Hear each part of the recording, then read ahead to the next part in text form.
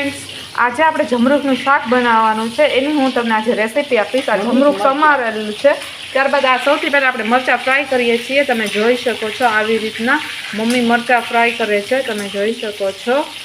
અને આ જમરૂખ મરચાંનું શાક બનાવવાનું છે. એટલા માટે આ મરચાં બી આપણે નાખવાના છે, તમે જોઈ શકો છો. એની હું તમને રેસીપી આપીશ ફ્રેન્ડ્સ.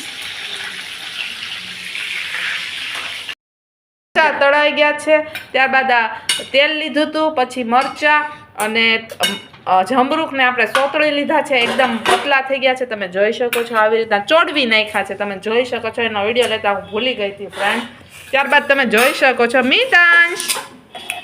મિતાંશ પણ જોવે છે નાની કઈ રીતના બનાવે છે શાક ફ્રેન્ડ્સ. સૌથી પહેલાં ખાંડ એડ કરવાની સ્વાદ અનુસાર. ત્યારબાદ ખાંડ એડ કરી છે, નાની શીખવાડે છે. અને જમરૂખનું શાક તમે જોઈ શકો છો.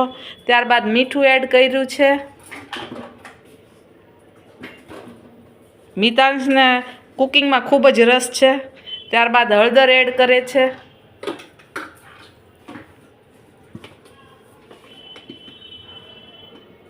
ત્યારબાદ ધાણા જીરું એડ કરે છે.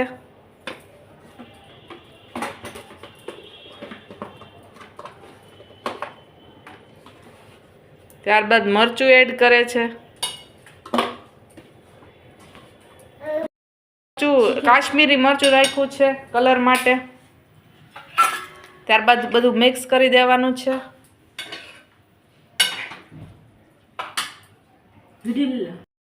મિતાંશને કુકિંગમાં ખૂબ જ રસ છે. અત્યારના નાની બનાવે છે ને મિતાંશ જોવે છે.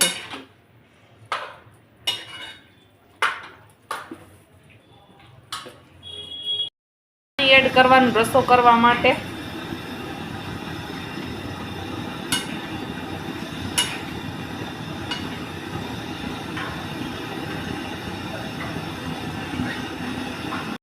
એકવાર શાકને આમ ચડવા દેવાનું, ખદખદાવી નાખવાનું, મસાલો ચડી જાય. ત્યારબાદ ફ્રેન્ડ્સ આપણું જમરૂખ મરચાંનું શાક રેડી થઈ જશે.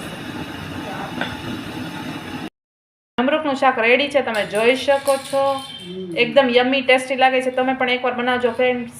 સરસ મજાનું જમરૂખ મરચાંનું શાક રેડી છે.